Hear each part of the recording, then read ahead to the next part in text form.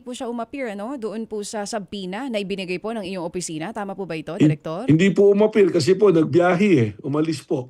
I want to Wala na. confirm that kasi may mga lumalabas na balita na may nakakita daw po sa kanya sa airport at bumiyahe papunta ng Hong Kong. How true is this? Kailan po siya lumabas ng bansa?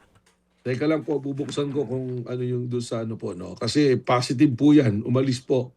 Actually, pares po sila ni Senator Ligarda na So, umalis. confirm po Si, yon kasama po yung kanyang nanay, si Senadora. magkaiwalay Oo, po, si okay. Leandro de Visti po, umalis po noong August 2, papuntang Hong Kong. Yun po yung kanyang biyahe. Si Senator naman po, umalis noong August 2 rin, magkaiba po na flight via Hong Kong, pero ang final destination is France. So yun po yung details na nandiyan dyan, ano po. Kailan niyo po inilabas yung subpoena for Leviste, sir? Lunes po, maaga pa po, Lunes pa po. Mm. Nauna po ito sa kanyang flight, tama po? Tama po. I'll just check the date po at DJ Chacha Sige po. para sigurado po tayo, Oo, no, na Monday, hindi sir, tayo. is August 3, so mukhang nauna po yung paglabas niya Nauna ng po bansa. yung ano niya. Pero it was already been made public nung Yeah. Friday. Signed na po yung subpoena na ipapadala. Pero he was able to engage a lawyer.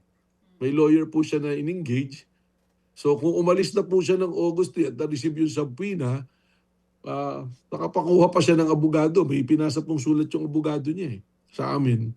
Ano pong nakalagay sa sulat, Direktor? Pares din po nung kay Kong Jing Paras nang sinasabi dun sa sulat ang salita po nila kailangan makita nila yung mga ebidensya laban sa kanila. Yung po yung sinasabi. Ang problema po nito, fact-finding po ito Hindi pa naman po sila considered na may kaso, kakasuhan. Gusto namin magbigay linaw po sila doon po sa mga lumabas nga po na issue na ito. Kumbaga gusto rin namin po silang tulungan kung talagang hindi sila involved. Dapat po siguro papanagutin natin itong mga tao na naglalamay po sa kanilang pangalan. Pero as we speak daw, marami na pong mga lumabas na ebidensya So mas maganda po, umarap sila sa amin, sabi naman nila sa tamang forum, sa tamang panahon, umarap po sila dito sa NBI and we will confront them with the evidence that we have.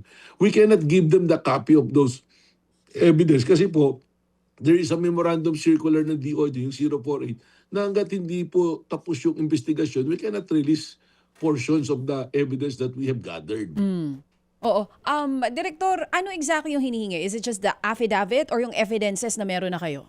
Kung ano daw pong meron para makapagplano sila kung ano isasagot, fact-finding po to. Wala ka naman pong pagpaplanuhan pagka tinanong ka dahil ibig sabihin based on your personal participation and recollection.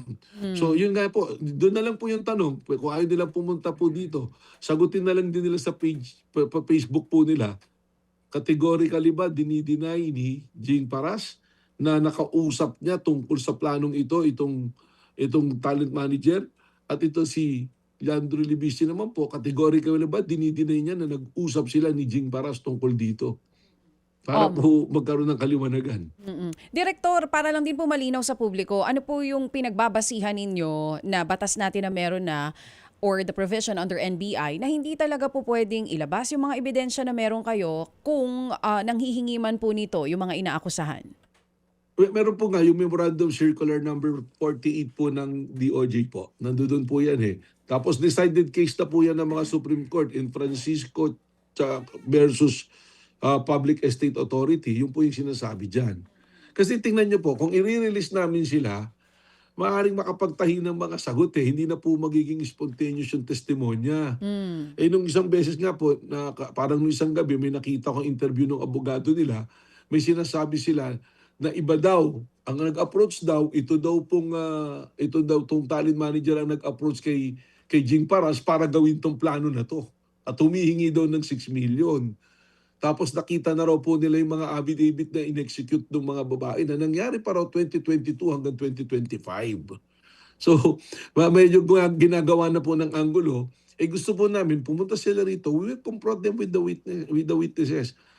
Katunayan po, mas malalim na yung nalaman namin dito.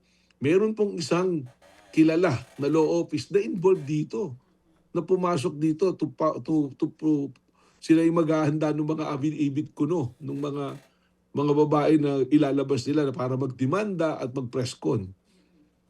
Isang law firm, but how many lawyers are we talking about? Apat po. Apat na lawyers. And Opo, very soon, isasapubliko niyo po ito or hindi na? Paano po? isasapi na po namin sila. Isas- Papasapi na po namin yung mga lawyers na ito.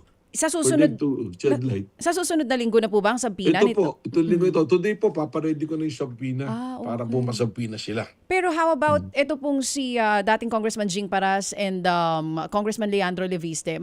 Paano po yun? Kung di sila nagpunta, may plano pa po ba kayo na ipasabpina sila ulit? Ano pong next action nyo dito?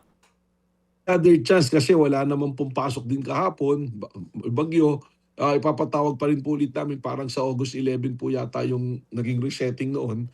Pero kung hindi naman po sila pumunta, then they lose the opportunity to explain at sagutin yung mga ebidensya sanang i-confront namin sa kanila.